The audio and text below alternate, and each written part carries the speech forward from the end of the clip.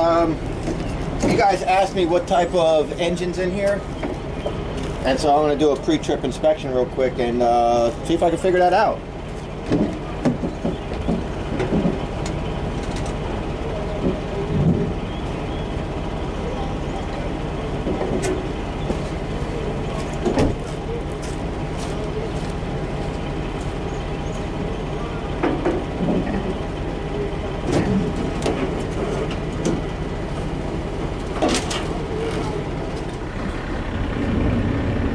So there's your data plate right there.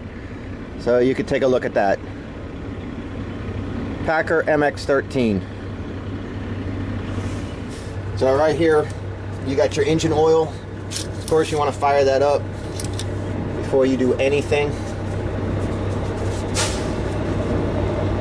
Or I'm sorry, you want to check that before you do anything. Make sure it's in the hash marks.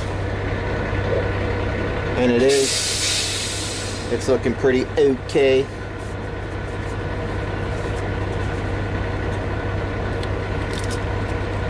Here's where you fill the oil.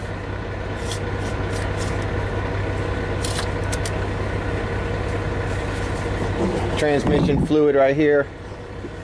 You want to check, of course, all your steering components. You grab them, wiggle them, looking for your cotter pins. Make sure nothing's missing, nothing's loose. Washer fluid. Up here is your radiator fluid right here.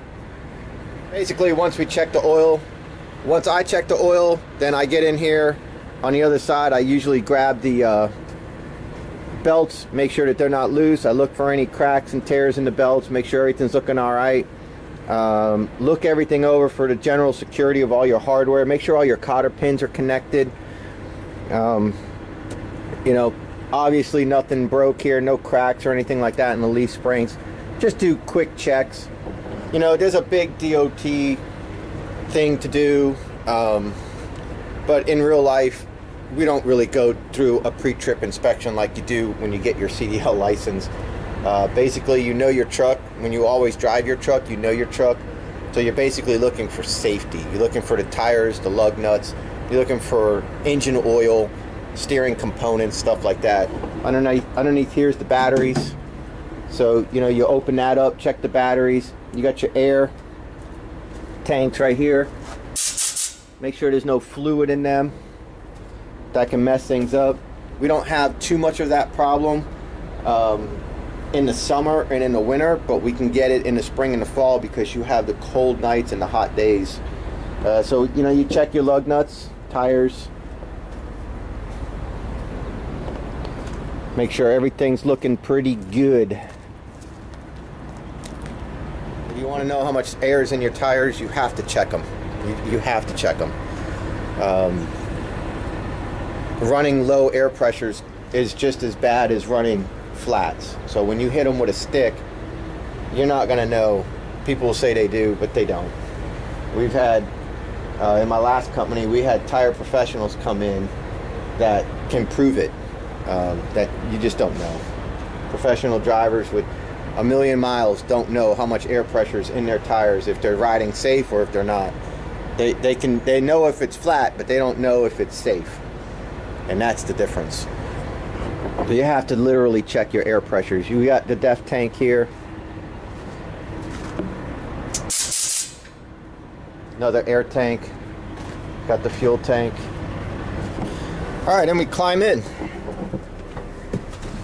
Oh boy, and once we get in the truck, go ahead, turn on the key. A few things you want to look for. More noise pollution, sorry. As soon as you fire up the engine, the first thing you want to look for is your oil pressure. It's going to climb within about 3 seconds. You should see that climb. This will stay low, but that'll end up climbing in time. You want to look to make sure that your alternator is going to kick in, so this battery voltage should jump up between the 12 and the 15, meaning it's charging. Your air should build. Right now it's at approximately 80. That's your DEF level, DEF level, and that's my fuel level, which is good for the day. Oil temperature will grow in time. but not right away, and transmission temperature will grow in time but not right away. So when you fire up your big rig for the first time of the day, the two things you want to look for that are vital: oil pressure build and your air pressure build. As long as you have that, you can go on with the rest of your checks. We have 3, 2, 1.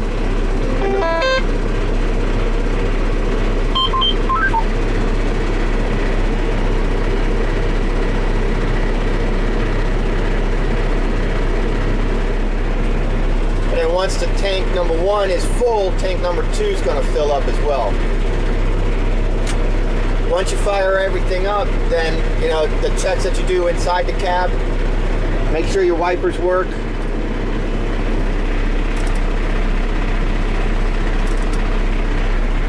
I'm going to pull over to the garden hose over there and rinse off my windows before we roll.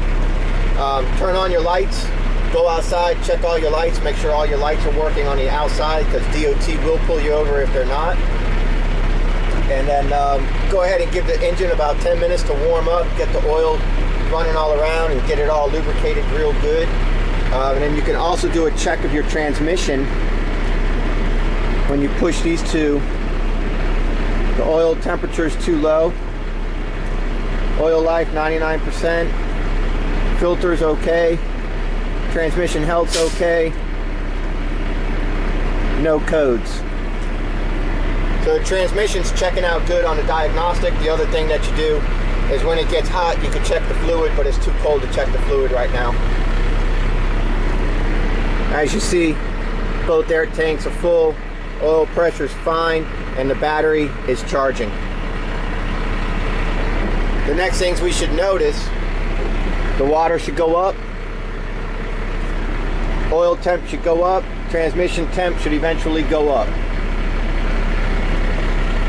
Now the other thing to do is a brake check if you want to perform a DOT brake check. And what you do with that is you go ahead and you turn off the engine, and then you start pumping your brake, and you keep pumping your brake, and you deplete this down. When you deplete this down, you got to be very careful though, because you want to do it with the air brake pushed in so your truck can roll, so you have to be careful. But you keep pumping the brake, and it's going to deplete your tank all the way down, and when you get to around 60 psi, the alarm's going to come on. Alright, then you keep pumping it down, and when it gets to around 50 or 40, depending on what this truck is set up at, then this is going to pop out and apply your brake. That's your emergency braking system. Should you lose your air or something like that, you lose your brakes, what's going to happen is the air, when you have air in the system, it keeps the brakes from locking. Then when you apply air through your brake pedal, then that works a different chamber. I can't get too technical because I'm not 100% sure. But they're spring loaded. The brakes are spring loaded, and air is holding the springs back. If the air pressure gets below a certain PSI, it can't hold the springs that are in the brakes, and the brakes will engage. So if you're driving down the highway 70 miles an hour and you rupture an air brake line, that air gauge is gonna go down pretty quick, and you're gonna get the alarm. You got very short time to control your vehicle, get it off the road, because the next thing that's gonna happen is the springs are gonna engage and lock up your back brakes. Not your front brakes, only your back brakes. Your back brakes are gonna lock up. And when that happens, you're gonna lose control of your vehicle. So if you rupture a brake line or something happens like that and the air is coming out, you need to get over, and you need to get over quick and control your vehicle. Now, once all that happens in your test, and you pump your brake, pump your brake, pump your brake, and that yellow button pumps out, then you fire your engine back up, and then you have a certain amount of time to, what's the word I'm looking for? You have a certain amount of time for the air gauge to build back up. And I think it's supposed to go from 80 to 100 in, gosh, I want to say it's like 30 seconds or something like that, or 45 seconds. I have to read the book again, but that's a part of the CDL test. All right, and then the other test that you do is what's called a leak down test. With the engine off, you hold the brake pedal with a full tank, and you watch the needle go down. And the needle shouldn't go down more than, I think it's 3, if you're in a straight truck, it's like 3 PSI in a minute. And if you're in a combination, you know, like a tractor trailer, I think it's 4 psi in a minute, something like that. Again, technical, I'm not 100% sure. Those are things I should know, but I got to refresh if I were to take a test. But it's very close to that. Exact numbers, I'm not sure. But those are the tests that you do before you get going in the mornings and stuff like that. Brand new trucks and stuff, I'm not going to lie, nobody does them. Nobody does the full check like that. And like I said, when you drive the same truck every day, you know your truck. You know exactly everything about your truck. This truck is an extension of your bootay as you're sitting in the seat. So, but I'm going to swing around over here and grab this garden hose, rinse my windows, and go to work. All right, we're ready to rock.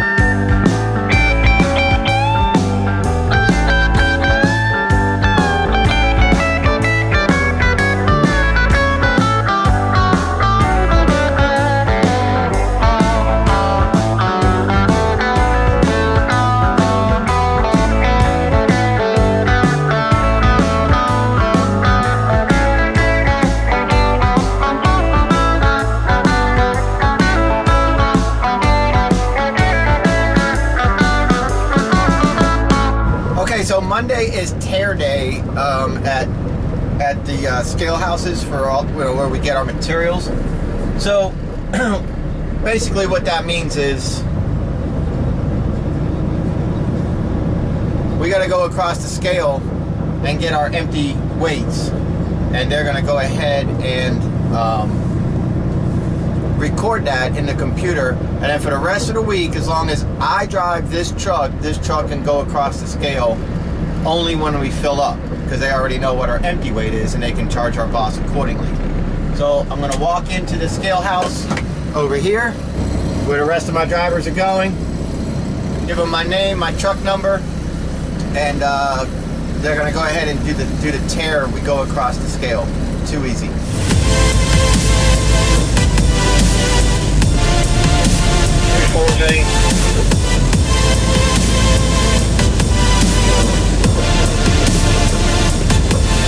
Go ahead, Roger.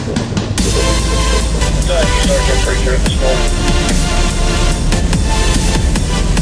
613.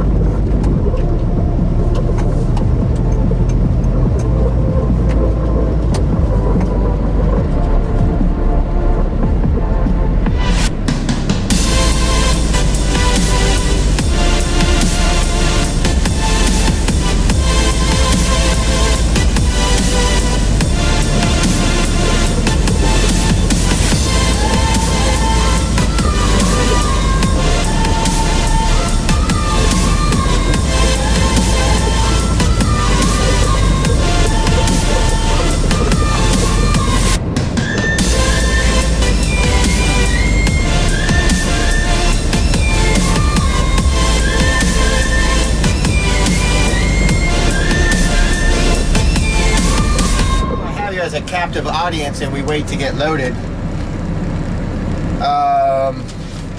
I do have, in case you're wondering, I have the letter from the Department of Homeland Security that enables us to work as an essential element to society, because construction is continuing. Construction is considered essential. Infrastructure is considered essential, and working with the tides and working with the ports and stuff like that down there at the Savannah River, there can't be delays on material. So we have to keep the stockpile going, and they keep grabbing from the stockpile for the dredging and all the stuff that they got going on down there. So just in case you're wondering, we are considered essential. The last video I put up with the trucking, I showed you guys how, well, I didn't show you, but I explained to you that these guys have a scale on their loader. So they know what these trucks can leave with. They know we cannot be over 64,000 pounds. They also know, in a general way, they know what our tear is. They know these trucks are around 24,000 pounds, give or take, you know, 1,000 for accessories or whatever you got going on. Mud building up, which is why they want us to go across the scale every week with a new tear, a new empty weight, because it's going to change. Mud's going to build up on the leaf springs, on the brakes, on everything. Mud builds up, and you know, if you don't wash your truck, you can have 400, 500, 600 pounds of mud on your truck, and then you're going across the scale heavy.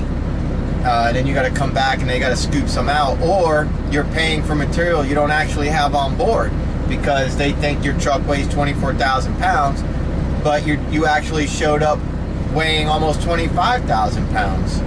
And then you leave here at 64,000 pounds, but you actually only left here at 63,000 pounds with the material, but 1,000 pounds of mud and muck. It's an exaggeration, but it's the point. So every week we tear. We get a new tear, so that way we start fresh. The tear of my truck with a full tank of fuel and a full tank of DEF is 24,060. So this guy's sitting with his bucket up, and I'll just back up till he says stop with the horn. Boom. And that's it.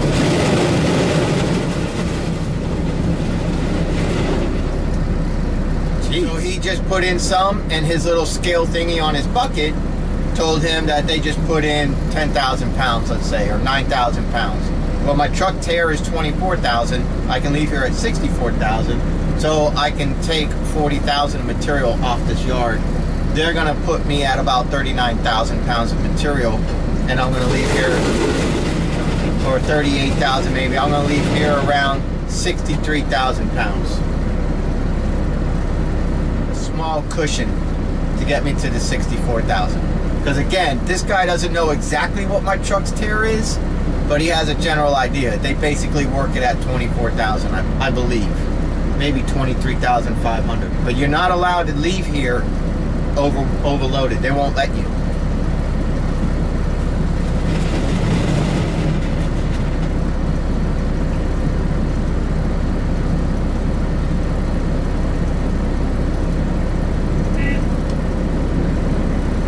He gave me the horn and he says we're good. So now we'll go across the scale and I'll let you know what the ticket says. Later on I'll show you how this scale system works at this place. This one's different than the other place. And I don't know what I weigh until I actually get the ticket.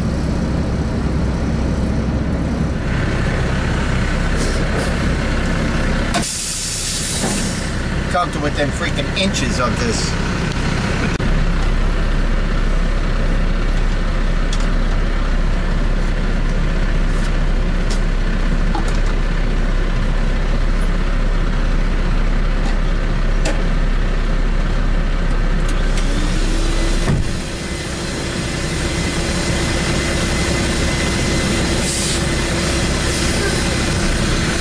So my tear was 23,940, so I'm not at a full tank of fuel.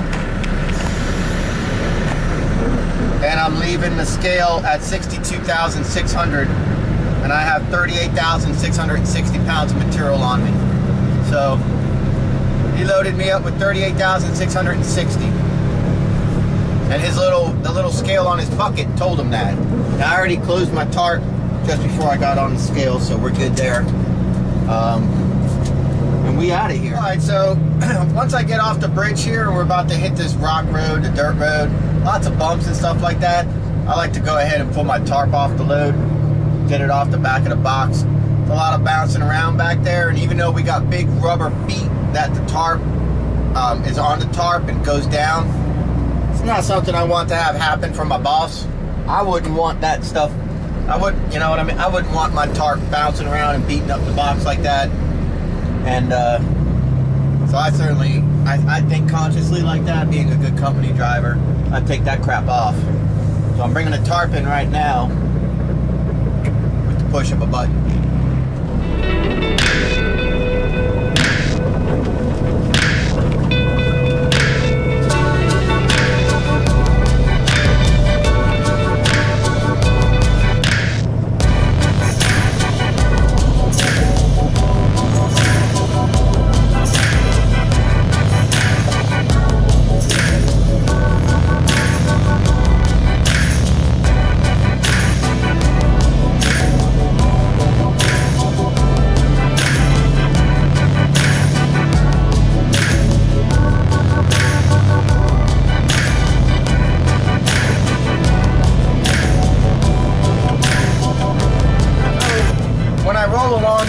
Here, these real dirt roads, man, you see my guys up there, you got the two trucks running, you got that middle truck kind of up to the first truck. Now she's kind of new, so you know she might not get it. I want to stay back. I'm going to stay back quite a bit. I don't want all the dust that they're kicking up going into my air cleaner, going into my radiator grill. That can get, especially if it's damp out and the front of the radiator is moist, you get all this dust sticking to it. You start closing off the air coming into your radiator, cooling off your engine. You know, when you're dealing with dirt, you're dealing with sandy conditions and stuff like that. Those are things you have to think about. Maybe over the road guys and stuff like that, box trucks, freight guys, you know, Class B drivers, bus drivers, stuff like that, that aren't dealing with these types of elements. You don't really think about that. It's not a knock to you guys. It's just not something you really think about. I don't think about that in my car. I don't think about being too close to somebody on the interstate and it, you know, and I'm going to risk my engine overheating because I'm dirtying up my radiator. So what I like to do is, you know, I'm going to stay back a good 5, 6, 7 truck lengths, give the dust a chance to settle before I get up there. Right now, I'm about 15 truck lengths back, and that's perfect because, you know, there's no reason to be so close to them, and hopefully she'll figure that out too, because all it does is dirty up your windows, dirties up your mirrors, and makes it really hard to see, especially when you're trying to back up and the sun's behind you. You can't see anything when you have dust on your mirrors. And also your in-cabin air conditioner, your in-cabin filter, you know, you definitely want to make sure that you have your air on recirculate all the time, and you have your windows up if you can, if you got a truck with operating air conditioning. If not, then your in-cabin filter is going to clog up. That's gonna go ahead and clog up your evaporator coil and all that stuff, and then in the heat of summer, you're going to wonder why you don't have cold air coming through, or you don't have much pressure, or you might possibly have icing, and that's because you got moisture and you got dirt and all that sort of stuff. So if you're going to do a job like this, if you're a dump truck driver or something like that, it's just something to think about. And that's something that I learned from being a roll-off driver and having to deal with the elements at the landfill and all that dust and all that crap. So this is a really long road. We run like anywhere from 10 to 15 miles per hour, and it takes a really long time to get out there, but I'll keep the camera on for you guys. We'll just listen to some tunes, and I'll let you guys go ahead and watch these two trucks go ahead and dump the load over there. All right, sweetheart. All right.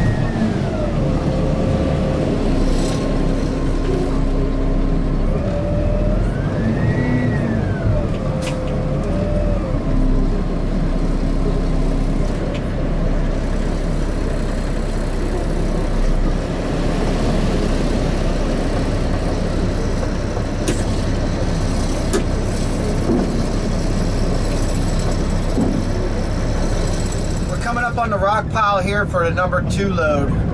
Normally we do about 6 loads a day, 5 or 6 a day. And there's one of those side load trucks by us, a side dump truck up in front of us, I mean. So I'm gonna scoot up here real quick and let you guys watch this side load work its load real fast, man. It's the coolest thing I've ever seen.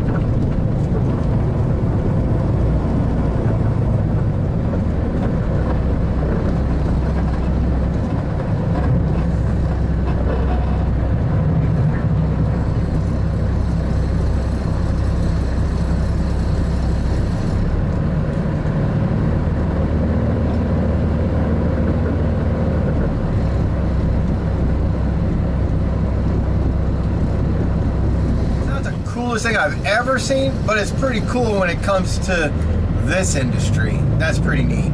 I like it. Side load. I think I'm going to consider getting into that here really soon. I love rolling into the pits here, or whatever you call this place. Or this isn't a pit. I'll show you guys a pit one day. That's crazy, man. It's like going into a mini Grand Canyon. But I like coming into these places with all the trucks from all these different companies, and it's like all eyes are on us, you know, because we got the brand new trucks and we're the new company, but we're not new. I mean, we're new in Savannah, but this company is a huge company out of Charlotte. This company has over 500 trucks, I think. Has over 300 trucks. Has darn near 300 dump trucks. And then they have 18-wheelers, the side dump. Then they have end dump, which is your 40 foots go up, and it comes out the back just like a dump truck, but it's a 18-wheeler. And then you have they have over-the-road guys that run from, I think, like Virginia down through Florida, and as far west as I think Louisiana. So they basically run the southeast. I believe those are flatbed, and I heard that they got freight, and I heard they have reefer units, but I don't know about that. But I know that they have flatbeds. But I mean, this company's got probably darn near 400 trucks on the road right now. So it's not a new company, it's just new in this area. And the cool thing is the vehicles are new, our trucks are new. So it's like all eyes are on us and watching us, and it's going to be fun to watch this company grow in the South down here. Should be interesting. It's going to be slow because of this COVID virus thing that's going around. A lot of places are closed. A lot of projects are kind of pushed aside right now. You know, like right now, we're working on the port. That's essential. That's time sensitive. There's a lot of money involved in that, and you know, we're not in groups of people. We're driving our own trucks individually, so we can do that. But you know, like a lot of projects at schools, buildings, people with personal needs, they're not calling for loads of dirt or rock or gravel and stuff right now. You know what I'm saying? People with private roads aren't getting their roads asphalt put on top of their dirt roads, you know, to get them through for 3 or 4 years, and a small community pools their money together. All those jobs have stopped. So all those trucks from all those other companies are now all trying to pile in on what there is available. So the hours are slow right now, work is slow right now. It's basically at an every other day type situation for us, which is okay. You know, I mean, it is what it is. You do what you got to do to beat this situation. I get it. You know, I understand it. I hate it.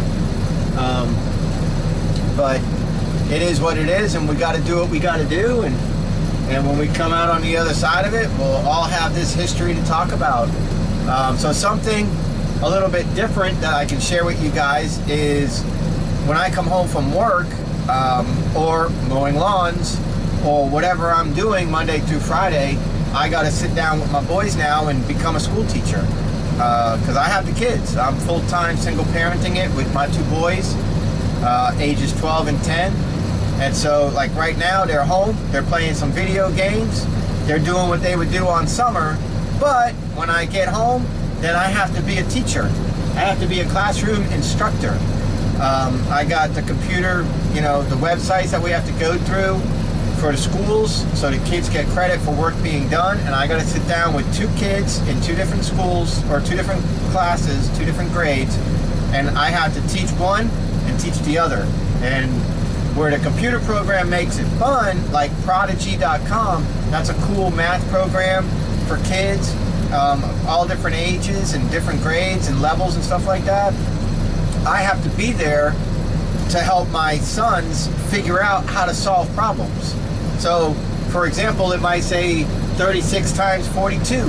Well, my 10-year-old doesn't exactly know how to do that in his head to put the answer down. So I got a big whiteboard with a dry erase marker, and I sit there with him and I write it out for him, 36 times 42, and I give him the marker and I watch him solve it and I help him solve it. And I teach him things. I taught him decimals the other day. He didn't know decimals. I was working with fractions the other day because he hasn't really gotten into fractions. I mean, they were only halfway through 4th grade. You know, you start getting into more of that toward the end of 4th grade and 5th grade. Well, he got robbed of that this year. So now I got to be a school teacher when I go home. So, you know, we're all going to have that as a memory. My kids will have it as a memory. I'm trying to keep it positive for them in the house. We work out. We're all doing push-ups and sit-ups together. I take them jogging, pull-ups. We're doing all types of stuff Monday through Friday. On the weekends, it's the weekend. We party on the weekends. But Monday through Friday, it's work, it's exercise, it's cooking dinner, and they help me cook, and it's homework. And then we watch movies, and then we go to sleep. So, you know, this is a challenging time. And when you watch this video, you know, you're probably sitting in your bed with a laptop on your lap right now because you got nothing to do. You might not have hours yourself. And this is a challenging time, but, you know, for adults, we can complain and moan about different things, but where the kids are involved or concerned, we have to keep it positive for them because this is their future, this is their memory, and they're going to remember how their parents acted through this. And if their parents stepped up and made things possible for them, or if in 10 or 15 years from now, are the kids going to be saying, yeah, well, my dad didn't do that with me, he just ignored us, or whatever. And, you know, now your kids are behind the curve. So parents need to step up and do what's right.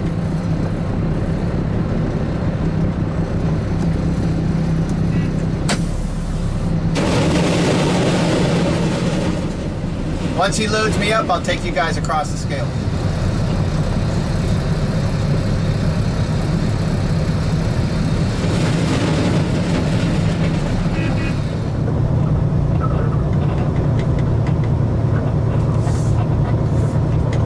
Alright, so as I come around and approach this scale,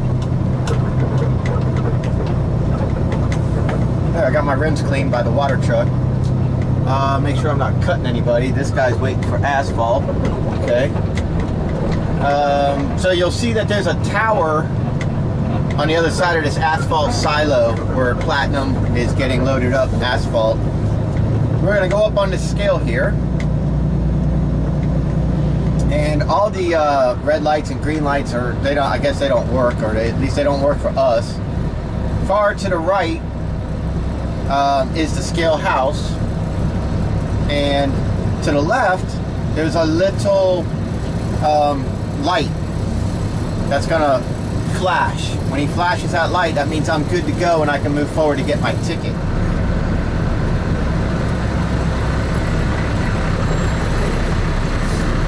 Pull my brake, and there's this right here.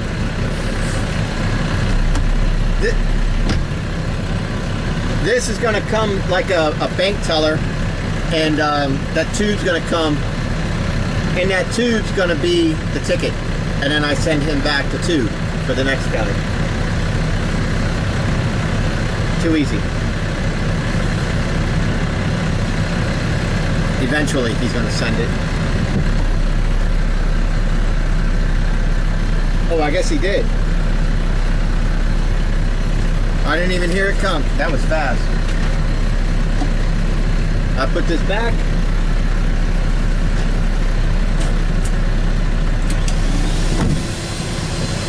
Hit that little button.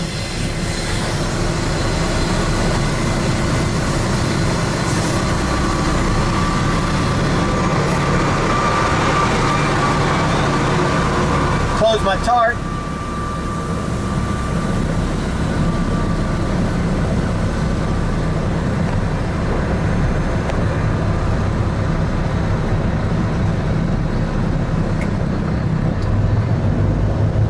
Seatbelt That's on. dealing with this scale house, Carol and Carol. The other scale house you saw in the first video I put up last week, which was a really kick-butt video with the music and everything, with Rosati. That came out really cool.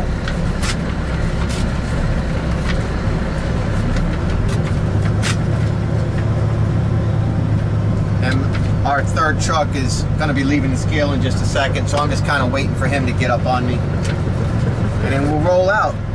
The other chick, she took off.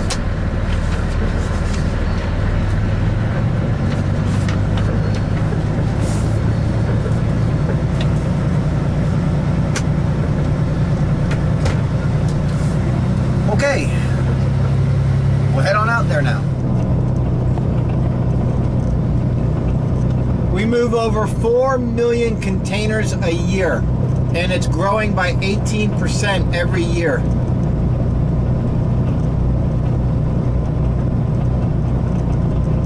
Normally this is jammed up pack with big giant ships. Last week it was jammed. It looks like this week a lot have left and they've yet to come in, but they're coming in. This is the port of Savannah.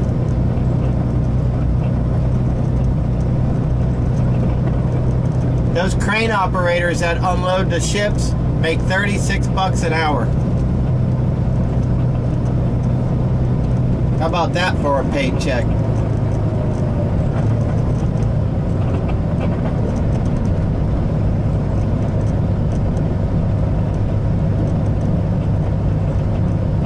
It's pretty cool though, isn't it?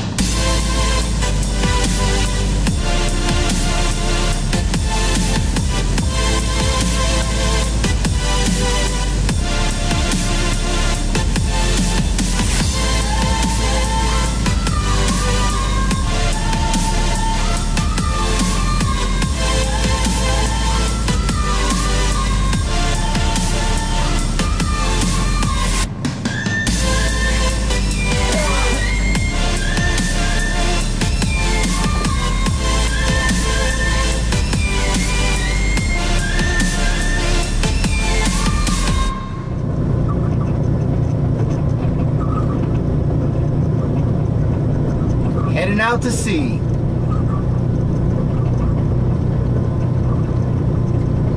That's a whole bunch of American goods being exported, to include scrap metal, which we sell to China.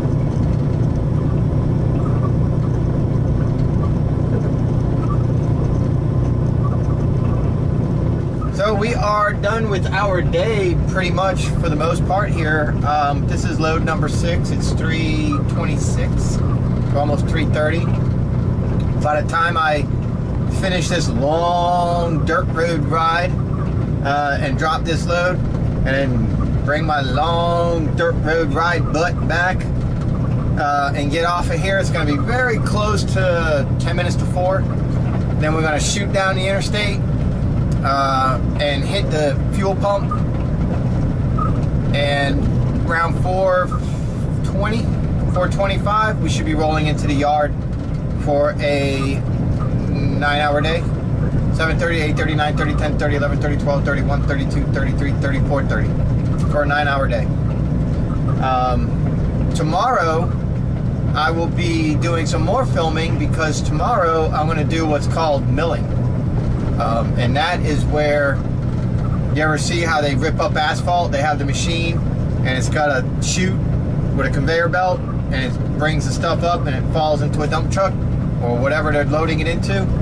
So they're going to be, somebody's ripping up some old road, so a couple of us are going to go out there and handle milling. So pretty sure I'm doing that job tomorrow. There's also asphalt jobs going on, so there's milling going on. I think 2 guys are going to be milling. I think 2 people are going to be doing asphalt, and I think 1 or 2 people are going to be running this rock out here to keep the pile going for the port. So I don't know. So more to follow. So hopefully I'll be either doing the asphalt or the milling, so I can bring you guys another aspect of this job, and that should be pretty cool. So anyways, appreciate you guys hanging out with me today. I'll go ahead and close this down for the day, and hopefully you guys were a little bit entertained and you got some more information about the big truck and the engine and all that, the type of engine, and got some of your questions answered. If you got more questions, leave them in the comments below. In the next video I do, I'll address those questions and try to show you on video. Alright, so I'll see you guys later. I appreciate it.